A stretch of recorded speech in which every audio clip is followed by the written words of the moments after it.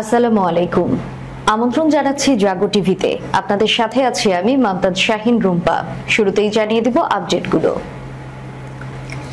ধর্মমন্ত্রীর তথ্য, হিজবুল্লাহর সাথে যুদ্ধভীতির মধ্যে নিজেদের জন্য গণকবর খুঁড়ছে ইসরায়েল। যুক্তরাষ্ট্র ইসরায়েলের কথা কাটাকাটি। এবার দক্ষিণ কোরিয়াকে পুতিনের হুঁশিয়ারি। ফিলিস্তিনকে আর্মেনিয়ার স্বীকৃতি, ইসরায়েলের রাষ্ট্রদূতকে তলব। বিনিয়োগকারীদের জন্য নিকৃষ্টতম স্থান ইসরায়েল, ইসরায়েলের অনিশ্চিত ভবিষ্যতের মুখে পালাচ্ছেন পুঁজিপতিরা। মুসলিম প্রধান দেশ তাজিকিস্তানে হিজাব নিষিদ্ধ, বাতিল ঈদের ছুটি সালামি। দর্শক শুনছিলেন শিরোনাম, এবারে বিস্তারিত। ইসরায়েলের একজন মন্ত্রী জানিয়েছেন লেবাননের সাথে সম্ভাব্য যুদ্ধে ভয়াবহ রকমের ক্ষতি হতে পারে এবং এজন্য তারা গণকবরের প্রস্তুতি নিচ্ছেন। লেবাননের সাথে ইসরায়েলের উত্তেজনা বেড়েই চলেছে এবং দুই পক্ষের মধ্যে যে কোনো সময় বড় যুদ্ধ শুরু হতে পারে বলে আশঙ্কা করা হচ্ছে।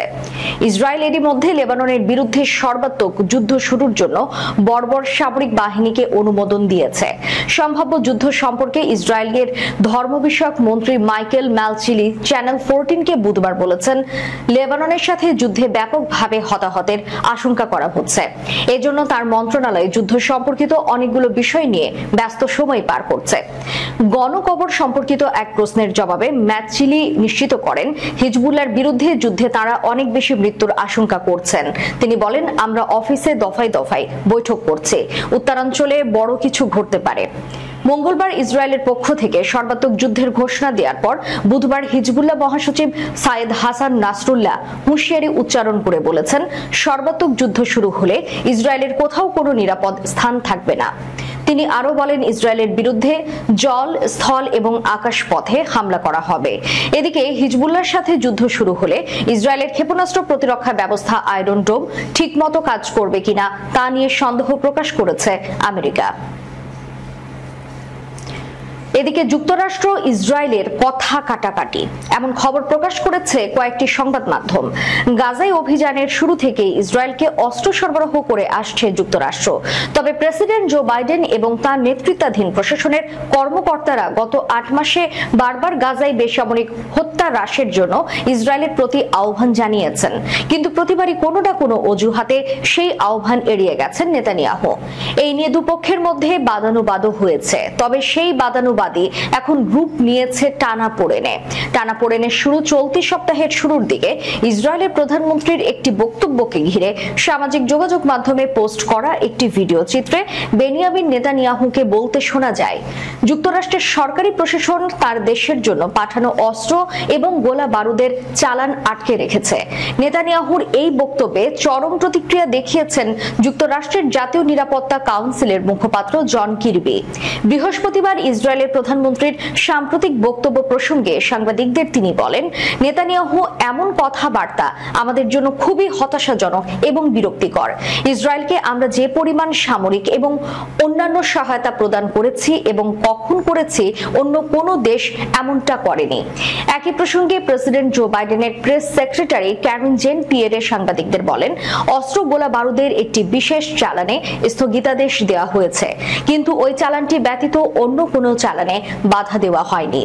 আমরা সত্যি বুঝতে পারছি না নেতানিয়াহু আসলে কি বলতে চাইছেন। এর আগে মে মাসের শুরুর দিকে গাজা উপত্যকার রাফায় অভিযান শুরু করে ইসরায়েলি বাহিনী। উপত্যকার দক্ষিণাঞ্চলীয় এই শহরটিতে লাখ লাখ বেসামরিক ফিলিস্তিনি আশ্রয় নেওয়ার কারণে ইসরায়েলি বাহিনীর এই অভিযানে ঘোরতর আপত্তি ছিল যুক্তরাষ্ট্রের প্রেসিডেন্ট জো বাইডেনের। তার সেই আপত্তি উপেক্ষা করে ইসরায়েলের প্রতিরক্ষা বাহিনীকে রাফায় অভিযানের নির্দেশ দেন নেতানিয়াহু। এই ঘটনায় ইসরায়েলের জন্য বরাদ্দ একটি মার্কিন সামরিক চালানে স্থগিতাদেশ দেন জো বাইডেন।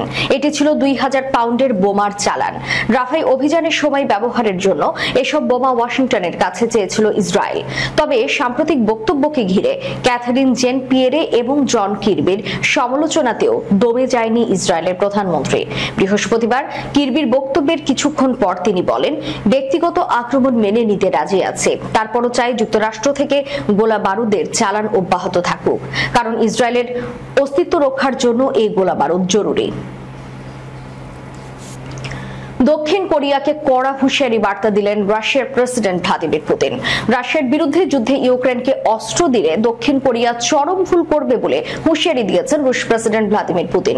তিনি বলেছেন, সিউল যদি কিয়েভকে অস্ত্র সরবরাহের সিদ্ধান্ত নেয় তাহলে মস্কো এমন পদক্ষেপ নেওয়া হবে যা দক্ষিণ কোরিয়ার বর্তমান নেতৃত্বের জন্য বড় ধরনের হুমকি হয়ে দাঁড়াবে। গতকাল বৃহস্পতিবার ভিয়েতনাম সফরে সাংবাদিকদের এসব কথা বলেন পুতিন। গত বুধবার উত্তর কোরিয়ার সঙ্গে একটি প্রতিরক্ষা চুক্তি করে রাশিয়া। এতে বলা হয়, আক্রান্ত হলে পরস্পরকে রক্ষা করবে পিয়ংইয়ং এবং মস্কো। এই চুক্তির কারণেই ক্ষোভ প্রকাশ করে দক্ষিণ কোরিয়া। চুক্তিটির সমালোচনা করে দক্ষিণ কোরিয়ার জাতীয় নিরাপত্তা উপদেষ্টা চ্যাং হো জিন সাংবাদিকদের বলেন, পিয়ংইয়ংকে সামরিকভাবে শক্তিশালী করে তোলে এবং যে কোনো প্রত্যক্ষ বা পরোক্ষ সহযোগিতা জাতিসংঘ নিরাপত্তা পরিষদের প্রস্তাবের লঙ্ঘন। এমনকি রাশিয়া নিজেও এই প্রস্তাবের পক্ষে ছিল। এখন এই চুক্তি করে তারা নিজেরাই সেটি লঙ্ঘন করেছে। ওই মন্তব্যে ক্ষুব্ধ হন রুশ প্রেসিডেন্ট। তিনি বলেন, সিউল যদি কিয়েভকে অস্ত্র সরবরাহের সিদ্ধান্ত নেয় তাহলে মস্কো পাল্টা পদক্ষেপ নেবে। এমন পদক্ষেপ নেওয়া হবে যা দক্ষিণ কোরিয়ার বর্তমান নেতৃত্বের জন্য বড় ধরনের হুমকি হয়ে দাঁড়াবে। রাশিয়ার পক্ষ থেকে উত্তর কোরিয়াকে অস্ত্র সরবরাহ করা হতে পারে। ফিলিস্তিনকে এবার রাষ্ট্র হিসেবে আনুষ্ঠানিকভাবে স্বীকৃতি দিয়েছে আর্মেনিয়া। ইসরায়েলের বিরোধিতার মুখেও সর্বশেষ আর্মেনিয়া দেশ হিসেবে ফিলিস্তিনকে স্বীকৃতি দিল। শুক্রবার আর্মেনিয়ার পররাষ্ট্র মন্ত্রণালয় এক বিবৃতিতে এই তথ্য জানিয়েছেন। দেশটির পররাষ্ট্র মন্ত্রণালয়ের বিবৃতিতে বলা হয়েছে, গাজায় ইসরায়েল হামাসের মধ্যকার লড়াইয়ে অবিলম্বে যুদ্ধবিরতির আহ্বান সম্বলিত জাতিসংঘ প্রস্তাবনাকে সমর্থন করে আর্মেনিয়া। একই সঙ্গে ইসরায়েল ফিলিস্তিন সংঘাত নিরসনে দ্বিরাষ্ট্র সমাধানকেও সমর্থন করে। ফিলিস্তিন কর্তৃপক্ষের প্রেসিডেন্ট মাহমুদ আব্বাস একই বিবৃতিতে আর্মেনিয়ার এই সিদ্ধান্তকে স্বাগত জানিয়েছেন। তিনি একে ফিলিস্তিনি জনগণের জন্য একটি বড় অর্জন বলে অভিহিত করেছেন। অন্যদিকে ফিলিস্তিনকে স্বীকৃতি দেয়ায় ইসরায়েলের রাজধানী তেল আবিবে নিযুক্ত আর্মেনীয় রাষ্ট্রদূতকে পররাষ্ট্র মন্ত্রণালয় তলব করে তীব্র প্রতিবাদ জানিয়েছে। এর আগে গত 28 মে ফিলিস্তিনকে একটি স্বাধীন রাষ্ট্র হিসেবে আনুষ্ঠানিকভাবে স্বীকৃতি দিয়েছিল ইউরোপের 3 দেশ, স্পেন, নরওয়ে এবং আয়ারল্যান্ড। গাজার যুদ্ধ ও ফিলিস্তিনিদের উপর ইসরায়েলি অপরাধযজ্ঞ চলতে থাকায় ইসরায়েল থেকে বিপরীত অভিবাসন এবং পুঁজি প্রত্যাহারের ঘটনা নজিরবিহীনভাবে বাড়ছে। বিগত বছরগুলোতে ইসরায়েল তার অপরাধযজ্ঞের সাফাই দিয়ে আসার চেষ্টা করেছে, কিন্তু গাজার যুদ্ধ ইসরায়েলের আসল চেহারা পশ্চিমা নাগরিকদের কাছেও অতীতের তুলনায় অনেক বেশি স্পষ্ট করায় গত কয়েক দশকে এই প্রথমবারের মতো ইসরায়েল কোটিপতিদের জন্য 10টি সর্বোচ্চ আকর্ষণীয় স্থান বা লক্ষ্যের তালিকা থেকেও বাদ পড়েছে। বিজনেস ইনসাইডের ওয়েবসাইটের বরাত দিয়ে পার্স টুডে জানিয়েছে, 2023 সালে অধিকৃত অঞ্চল থেকে পুঁজি বিনিয়োগকারীদের পলায়নের চেষ্টা 232% বেড়েছে। এ প্রসঙ্গে হেনলি অ্যান্ড পার্টনার্স কোম্পানির রিপোর্টে বলা হয়েছে, চলমান যুদ্ধ নিরাপদ স্থান হিসেবে ইহুদিবাদী ইসরায়েলের চিত্রকে যে শুধু ধ্বংসই করেছে তা নয়, একই সঙ্গে এই যুদ্ধ ইসরায়েলের অর্থনৈতিক সাফল্যগুলোর জন্য হুমকিতে পরিণত হয়েছে। নারীদের হিজাব নিষিদ্ধ ঘোষণা করে বিল পাশ করেছে মধ্য এশিয়ার মুসলিম অধ্যুষিত দেশ তাজিকিস্তানের পার্লামেন্ট। পাশাপাশি ইসলাম ধর্মাবলম্বীদের দুই প্রধান ধর্মীয় উৎসব ঈদ উল ফিতর এবং ঈদ উল আজহায় স্কুল, কলেজ এবং সরকারি প্রতিষ্ঠানের ছুটি বাতিলের বিষয়টিও রয়েছে বিলটিতে। একই সঙ্গে ছোটদের মাঝে প্রচলিত ঈদ সালামি সংগ্রহের নিয়মও বাতিল করা হয়েছে। স্থানীয় সময় বৃহস্পতিবার দেশটির পার্লামেন্টের উচ্চকক্ষ মজলিসে মিলিতে পার্লামেন্ট সদস্যদের ভোটে বিলটি পাশ হয়। 1 কোটি বাসিন্দার দেশটিতে 96% অধিবাসী মুসলিম। খবর ইন্ডিয়া টুডে। এর আগে গত 8 মে পার্লামেন্টের নিম্নকক্ষ মজলিসে নামিয়াদাগানে হয়েছিল বিলটি। বৃহস্পতিবার বিলটি পাশের পর এক মজলিসি মিলির প্রেস সেন্টার থেকে দেওয়া এক বিবৃতিতে বলা হয়েছে, হিজাব পরে মাথা সহ মুখের কিছু অংশ ঢেকে রাখার সংস্কৃতি মধ্যপ্রাচ্য থেকে আমদানি হয়েছে। এটি তাজিকিস্তানের নিজস্ব বা ঐতিহ্যবাহী সংস্কৃতি নয়। তাছাড়া এই পোশাকটির সঙ্গে কট্টর পন্থার সম্পর্ক রয়েছে। কেউ যদি আইন অমান্য করে তাহলে শাস্তি হিসেবে মোটা অঙ্কের জরিমানার বিধান রাখা হয়েছে বিলটিতে। 2007 সাল থেকে হিজাব, ইসলামী ও পশ্চিমা পোশাকের বিরুদ্ধে প্রচারে অভিযান শুরু হয় সাবেক সোভিয়েত প্রজাতন্ত্র তাজিকিস্তানে। তার পরের বছরগুলোতে হিজাবের উপর এক প্রকার অলিখিত নিষেধাজ্ঞা আরোপিত হয় দেশটিতে। স্থানীয় প্রশাসনিক কর্তৃপক্ষ এই নিষেধাজ্ঞা বাস্তবায়নে তৃণমূল পর্যায়ে কমিটি পর্যন্ত করেছিলেন। দর্শক, শেষ করার পূর্বে সংবাদ শিরোনামগুলো জানিয়ে দিব আরো একবার। ধর্মমন্ত্রীর তথ্য, হিজবুল্লাহর সাথে যুদ্ধভীতির মধ্যে নিজেদের জন্য গণকবর খুঁড়ছে ইসরায়েল।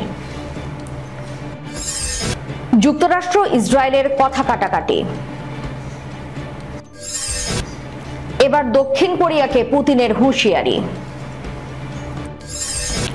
ফিলিস্তিনকে আর্মেনিয়ার স্বীকৃতি, ইসরায়েলের রাষ্ট্রদূতকে তলব। বিনিয়োগকারীদের জন্য নিকৃষ্টতম স্থান ইসরায়েল, ইসরায়েলের অনিশ্চিত ভবিষ্যতের মুখে পালাচ্ছেন পুঁজিপতিরা। মুসলিম প্রধান দেশ তাজিকিস্তানে হিজাব নিষিদ্ধ, বাতিল ঈদের ছুটি সালামি।